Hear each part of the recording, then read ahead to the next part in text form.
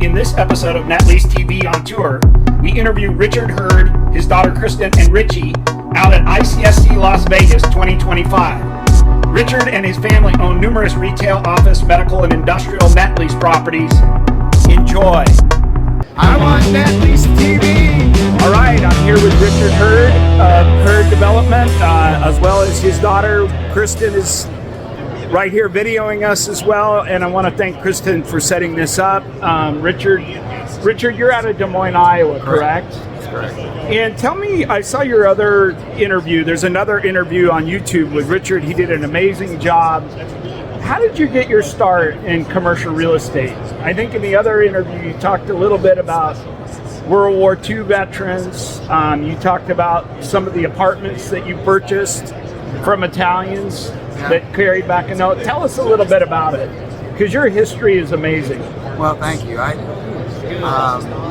World War II piece of it was my dad's generation. I found that those people from that the greatest generation gave great advice, and so when I graduated from high school, that was during the Vietnam period, and so they did away with the permits and they went to a lottery system. Long story short, I thought that I'd probably get drafted, and my dad encouraged me to enlist, so I did at 17. And what part of the service were you in, Richard? Air Force. Air Force. And the message from him was, look, if you get drafted, you're probably in a rice paddy somewhere. If you enlist, you can choose the Air Force or the Navy, and you'll be either on a ship or a base. Right. And that seemed like it made sense to me. So I went in the Air Force. Anyway, long story short, I got out back from What year was this? Give us some perspective on what year this was. I went in the service in 1970. So right during the Vietnam War era. Right, okay. During Vietnam. Okay. And I came back. And then I went to college, and I really didn't. Where did you go to college? Drake University. What was your major over there? You remember? It was just liberal arts. Liberal arts. Nothing. Liberal nothing arts. Fancy. Okay. And I really wasn't getting a lot of traction in college. Okay. And I'm talking to my dad once again, and he said, "Well, all throughout high school." I always bought cars and fixed them up and so on. I remember that. You had were they hot rods? Well, they were muscle cars. Muscle car. Like, what was your favorite muscle car back then? Well, Corvettes and Camaros. And I love Camaros. So, anyway, so he said, since you seem to have an eye for that type of buying things that you can improve and enhance the value, he said, I think you ought to look at real estate as a career. And I said, what are you talking about? I know absolutely nothing about real estate. Yeah, it was not in my vocabulary. And the truth of the matter is that had it not been for him, I may not have gone that route. Your father. Right, exactly. Okay. And interesting. I think the lesson is that sometimes parents see things in their kids that kids don't see in themselves. Coming into Las Vegas, if you're here for ICSC and you need financing for a CVS store, Walgreens, Dollar General, Dollar Tree, Starbucks, 7-Eleven, and others, just hit me up, text me on my cell, 760-803-6464. Let's get a deal done. Woo! There's more profit than the cars. A lot more profit than cars. And I thought, I made as much on that one house as they probably would have made working all year. Okay. With a bachelor's degree. Okay. So I thought this makes sense to me. So I just kept doing it. I kept looking for houses, buying houses, rehabbing houses, and then the next step was duplexes and apartments. And what I would do, since I didn't really have any money, I grew up on the south side of Des Moines, which is a highly Italian population. Interesting. And a lot of these Italians, who would be my dad's age group, had properties that they had owned and paid off. Okay. But they kind of a lot of them let them go. They didn't like the management. And so what I would do is I would go to these owners and say, look, I'll buy the property. Okay. I'll pay you every month X, which is usually more than what they're actually making. And you will have no management headache, and I'll buy it on contract. Let me ask you this, Richard. We've got all this latest technology, CoStar, we've got Crexy. How did you track those guys down back then? Did you do a title search and then call them, or did you go and meet the manager of the apartments and the manager referred you to the seller? Or do you even remember? Oh, yeah. Back in those days, you had to go down to the courthouse and look in the recording books for who owned the property. Oh, okay. There was no internet, there's no centralized system, so you go down there, you get the legal description, look it up in the transfer books and see who the owner was. And then just call them or go to their house. Hi, I'm Richard. I'd like to buy your apartments. Yeah, I'd call them up. And did you know? How did you know they owned them free and clear? The Italians were just very conservative, and most of them did. I would call them up and ask them. Ask them.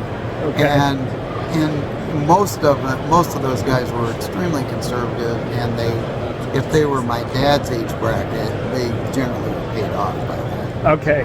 They owned them for a while, and so I devised a mathematical system where I would figure out the first month's rent, the real estate tax proration, yeah, I remember that, and the commission.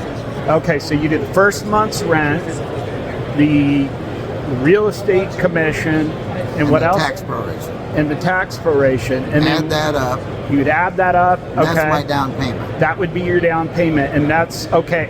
So and then they would carry back the rest of it. Carry back the rest. Okay, right. I remember that. And the first month's rent was amazing strategy, huh? You're a smart guy. How'd you think of that? You were a young guy. You just came up with that idea. Necessity is the mother of invention. I had no money, so in order to buy things, I had to come up with a way to actually get it done. That's very intelligent. And here's the thing about it. Well, thank you. But here's the thing. They all talked. They all knew each other. All the Italians? Oh, yeah. So they were all buddies. Once I bought a couple and I was paying them all the time, they'd tell their buddies, oh, you got to call this guy.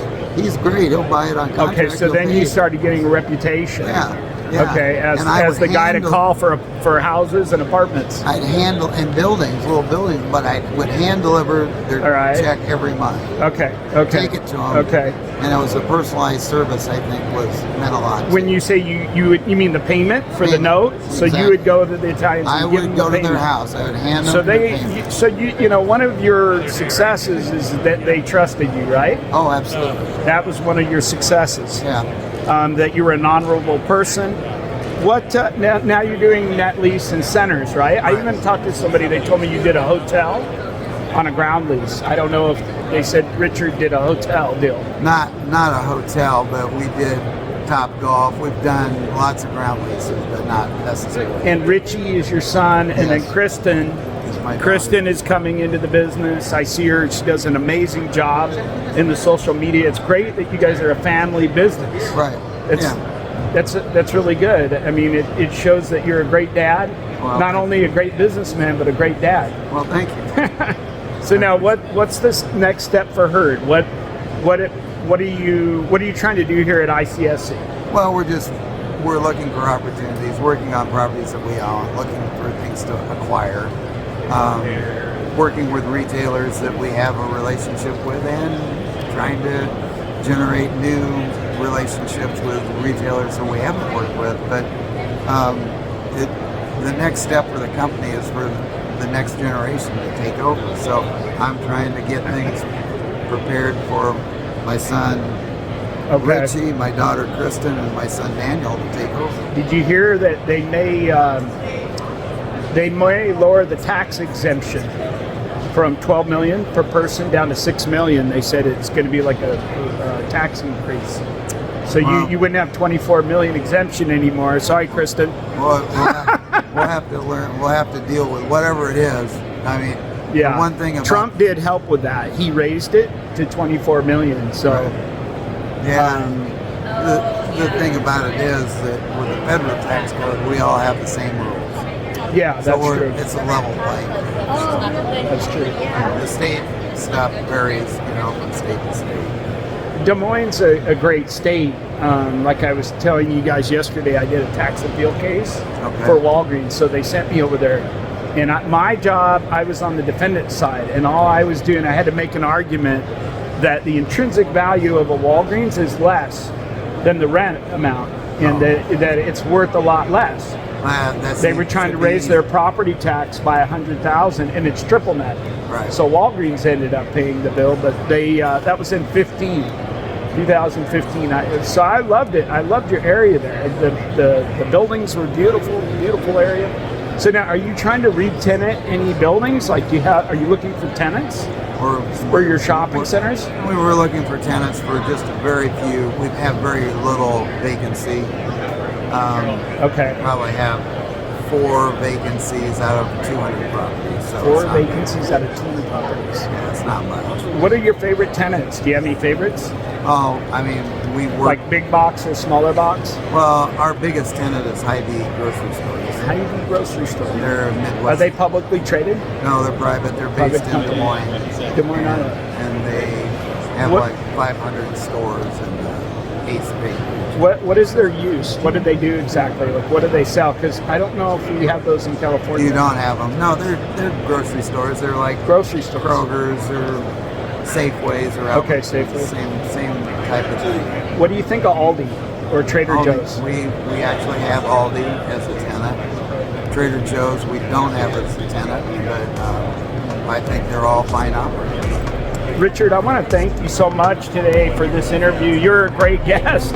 You ought to do a book. I love what Richard in his other interview, and today, so many people can't do everything like the old generation, like Richard said. They really need to get back to the basics. The World War II era, they knew how to fix everything. Right. On apartments, they knew how to do plumbing, they knew how to do framing, whatever. And you're kind of like a universal guy. Okay. There's not many left like you. Thank you so much, Richard, and have a great ICSC 2025. I want that Lease TV.